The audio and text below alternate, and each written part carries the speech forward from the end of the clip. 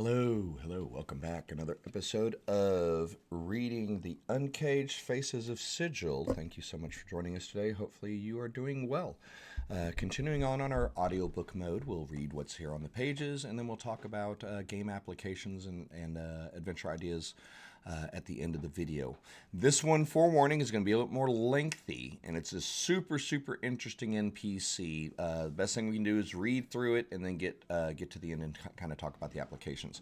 This is one of the first NPCs that's mentioned is coming from a material plane, and ironically, it's coming from Mystara, our original Beckme world from the Basic Expert Companion Master and Immortal game sets back then. So we're starting to see a little bit more of a crossover going from everything being planers or extraplanar beings to mere mortals. Farrow's super interesting, super cool. Let's read through this. We'll take our time, and then, like I said, it'll be a few pages of several pages of text on Farrow here. Let's read, and then we'll talk. So, Farrow. Most planers know that belief has power. It can move gate towns, mountains, realms, even whole layers can shift from one plane to another as the hearts and minds of its residents ebb and flow. Sheer belief can rip a deity's home asunder. What then might it do to a Burke's mind? Heed the tale of Farrow, one of the few shadow elves ever to make his way to Sigil from the prime material world of Mystara. He's a sinewy cuss, scarcely 5 feet tall, with long pointed ears and curly white hair pulled back into a small tail that barely reaches his shoulder blades. Friendly on the surface, his manners as smooth as his ashen skin, pale from a life spent underground. But Farrow's a slick scoundrel with a squeaky voice, always eager to curry a Burke's favor before stabbing him in the back. Of course, most of the time, Farrow ain't Farrow, but that's getting ahead of the tale. The story really begins on Mystara, where Farrow served a covert group of shadow elves called the Eyes of the Serpent. They were a network of spies and throat slitters bent on protecting their race by whatever means necessary. And Farrow was a master, truly throwing himself into whatever role he had to play. Not long after joining the Serpents, he even used a searing mixture of crushed berries and spider venom to permanently stain his face and neck with his purplish birthmark of a holy shaman, the better to appeal the gullible into giving them their trust. But then a simple spy job in Glantry tripped him up. See, Farrow got a bit too nosy in the great school of magic and blew his cover. A headmaster mage tossed him through a gate and sent his spy hurtling off to the outer plains, specifically the city of Doors. Farrow landed smack in the middle of the hive ward, and only his quick wits and stone heart kept him out of the dead book long enough to tumble to his new surroundings. He'd long since adjusted his body to living above ground on Mystara, but the dark intrigues of the cage were too rich for Farrow to resist. Where else could he spy on Slotty, Fiend, and Factals all in the same day? He fell in with the Revolutionary League. Their loose organization of cells and spies mirrored that of the Eyes of the Serpent. More importantly, though, Farrow found their doctrine of overthrow appealing and familiar. His whole life had been devoted to freeing his race from the grip of repression and hatred. Eventually, Farrow came to the notice of Shemeshka the Marauder, the king of the cross-trade, and that was the sod's undoing. See, the Arcanoloth Shemeshka had planted moles in each of Sigil's factions to dig out the dark of the groups.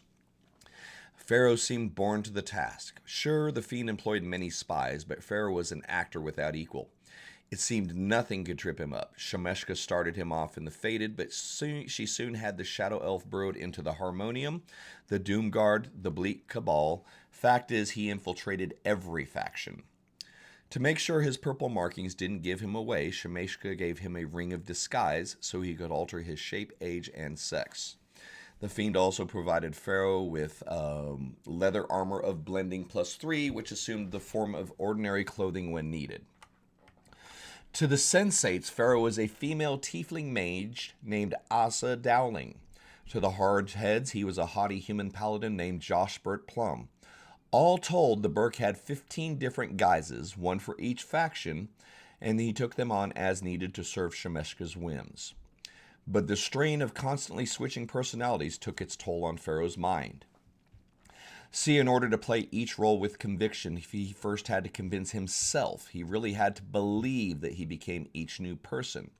And that grew too much to handle. The spy tried to reconcile the different personas, the different philosophies that jockeyed for control of his mind.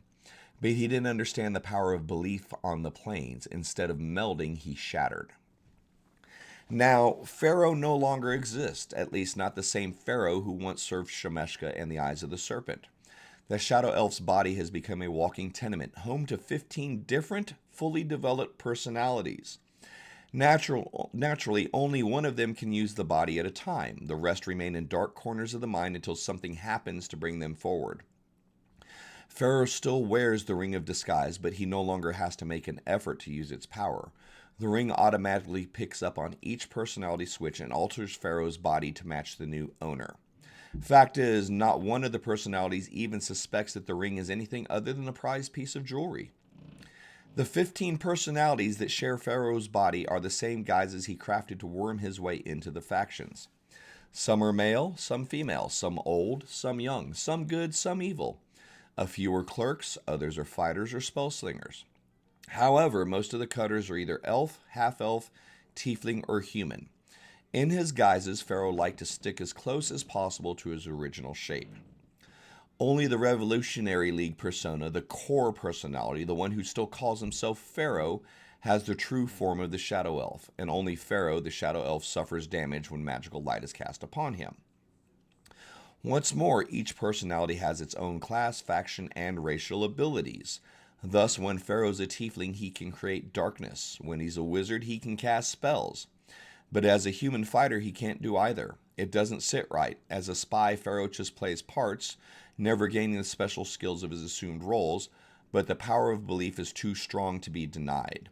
The body can even withstand different amounts of physical damage when stronger or weaker personalities are in control. For example, Josbert Plum, the burly paladin, believes that he's hard to kill, and so he is.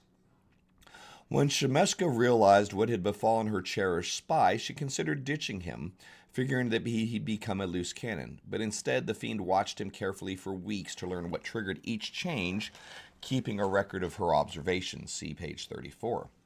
She found that each personality emerged when exposed to a strong show of support for or resistance to its faction's tenets. And once a personality takes over the body, it retains its grasp for at least 12 hours. After that, a trigger can cause one of the personalities to assert control. Think Farrow was Shemeshka's puppet before? The strings are even tighter now. Shemeshka knows exactly how to bring out whatever personality she needs for a particular task. None of the 15 cutters are inherently loyal to the fiend, not even Farrow himself, broken as he is by his mind splintering, but she garnishes, threatens, or sweet-talks them as needed to get her way. And the best part is that each faction spy truly is what he or she claims to be. The fated personality has access to the secret files in the Hall of Records. The Mercy Killer persona can roam the prison without arousing suspicion. Only Plum, the do-gooder hardhead, refuses to deal with Shemeshka. Him she just leaves buried. When not on jobs for Shemeshka, Farrow and the other personalities lead normal lives in the cage. Each new persona that takes over is always well rested, as he's more or less slept while waiting to regain control of the body. Of course, each personality only puts in a few days' worth of work, at most, before a trigger event shifts control of the body to another. Some faction higher-ups get a bit peery when one of their workers disappears for days or even weeks at a time. But because the body alters its shape with each personality, no one, except Shemeshka, realizes that all 15 cutters exist in the same physical form. Just talking to one of the personalities won't make folks think anything's amiss. None of the personas even know that the others exist. But a Berg who catches the body at just the wrong time will be privy to a change that's quite startling and potentially dangerous depending on which personality emerges. Of course, anyone who observes such a change and perhaps even accidentally triggers a switch might tumble to the dark of Farrow's multiple personalities. But only Kalkuk, Shemeshka's most loyal and longest surviving groomer guard, has witnessed transformations as far as the fiend knows. And nothing short of a wish can cure the Shadow Elf, and even then it'd mean murdering 14 living beings. Each personality is a real separate individual, just as deserving of life as is Farrow. But a Berk who discovers the Shadow Elf's secret might try to follow Shemeshka's route, figuring out what summons each personality and put them to work for his own ends. Naturally, Shemeshka wouldn't like anyone tampering with her toy or muscling in on her territory, and making a foe of the king of the cross trade ain't exactly a good career move. Look what happened to Farrow, and all he did was work for the fiend.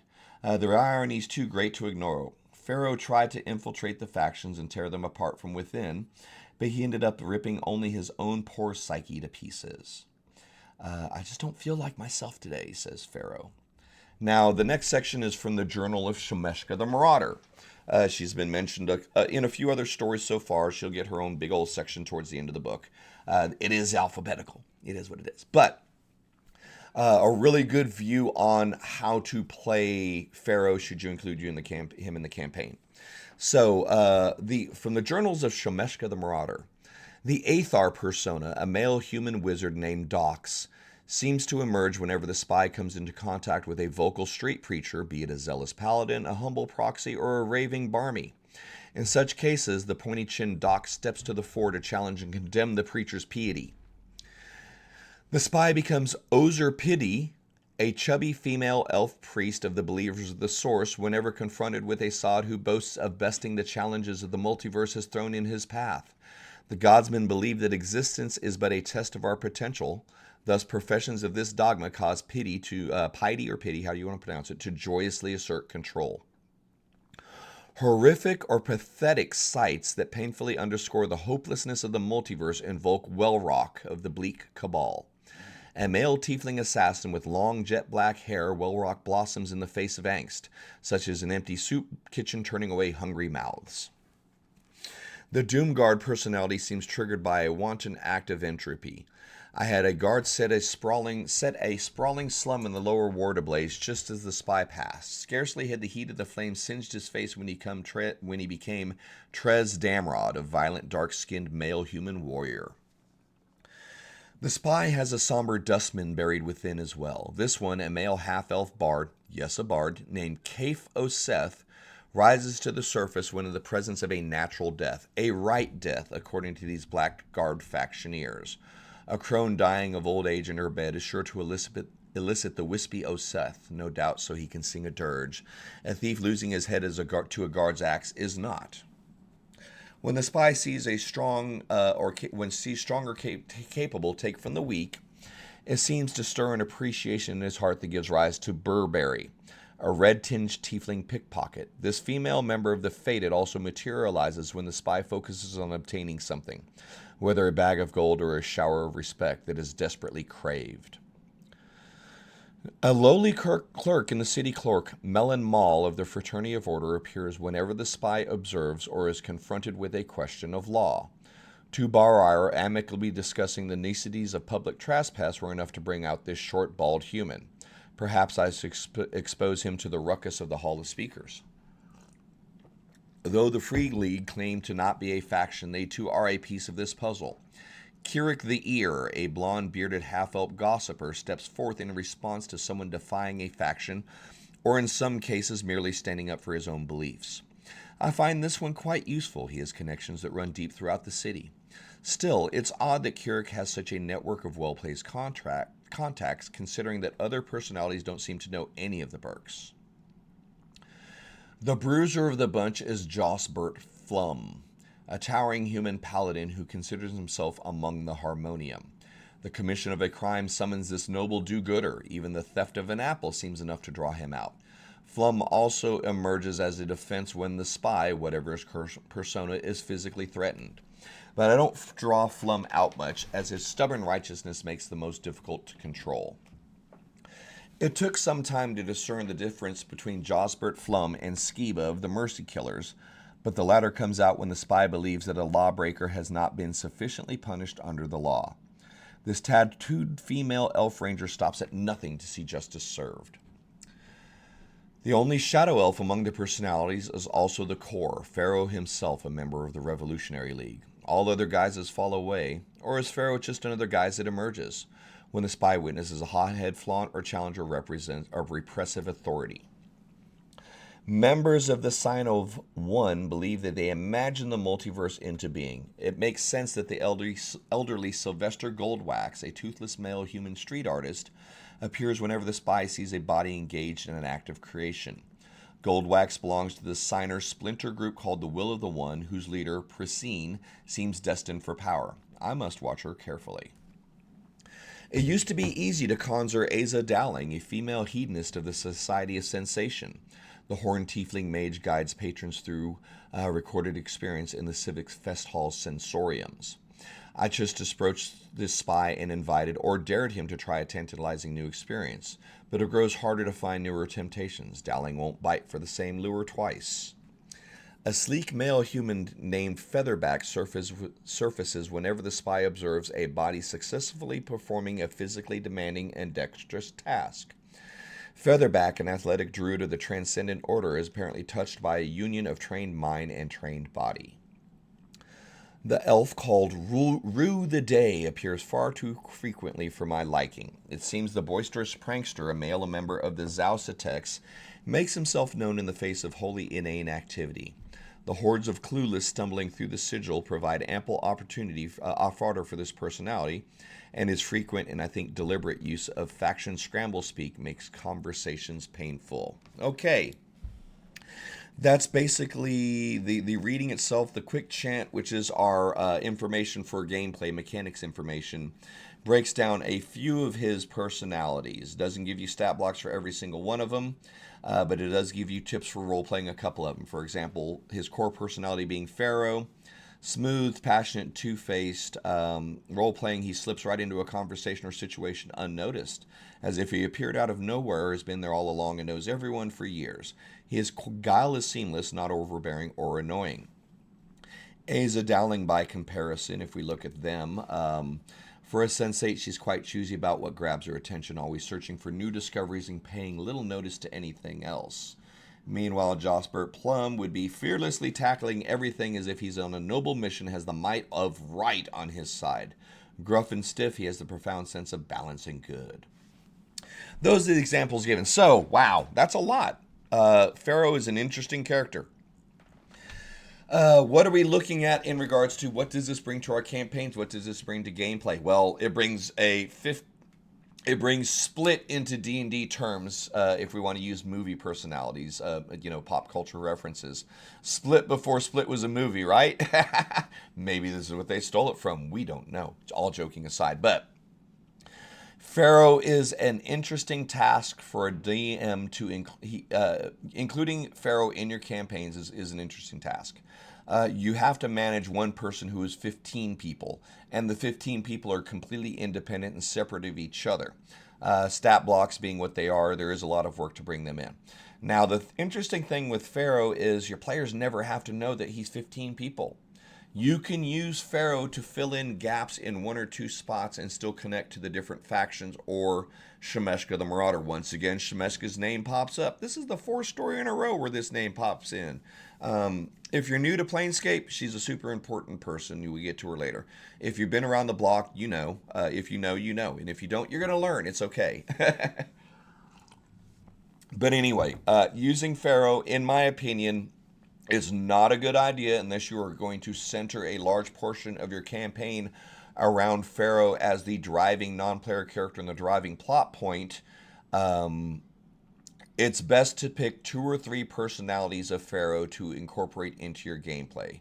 It's easier for me as a DM. It should be easier. It's easier for most of us to really burrow down and focus on playing 3 or 4 personalities very well instead of 15 poorly. In my experience, and your mileage is going to vary, but in my experience, the more you try to do, it becomes kind of the whole thing. It's a mile wide, but an inch deep. Now, the problem with Farrow is it's a mile wide and a mile deep. When he is in each of his personalities, he believes he's these people. So you've got to be able to play that in such a way where you're able to perform the multiple personalities flawlessly to the point where your players have to actually see the transformation or be keyed onto it by someone else. So Farrow's multiple personalities can serve a lot for NPC fodder, for quest giving, for missions, but he is kind of a tricky character to incorporate in more than just a passing method, because he's a story unto himself. Whether dealing with him or curing him or killing him or whatever, the Farrow can, in and of himself, become a driving force in your campaign. So if you enjoy the split personality, the deep multi-layered role play, and your players enjoy that style of a campaign, a heavy investigation based, faction driven political campaign, then Farrow can feature really heavily into it. But if you're not, if your focus isn't on that, if you're using Sigil more as a hub, a home base, as it were, going in and out of the, out to the gate town, then into the outer planes, or however you're handling it, if they're not using Sigil for to drive their adventures in the primary setting, Farrow probably won't feature very heavily. But yeah, interesting. I have a lot of appreciation for Planescape back in second edition, doing a call out to old Mystara. Hey, let's not forget about our Beckme lands. It is a prime material world. It is legal, and here we have representation. So an outsider from the material planes, a primer coming out to the planers and becoming a very important factor as part of the gameplay as well. Just a lot of ideas, a lot of themes condensed into one non-player character story block, and plus that being a super interesting non-player character. But yeah, that's the end of our reading. That's the end of our little chat. This video did run a little bit, but Farrow's a heck of an interesting character. Invite you to chat about him a little bit more. Jump into the comments. Let me know what you think. Let me know if you have some ideas, some questions. Feel free to jump into some Twitch chat with us as well. We're there Tuesdays through Fridays, 11 a.m. to 1 p.m. But most importantly, thank you so much for your time. Hopefully you enjoyed the video. Hopefully you're enjoying the series. If you are, let some more people know about it, man. Planescape's one of those things that it feels so big that no one wants to get involved in it.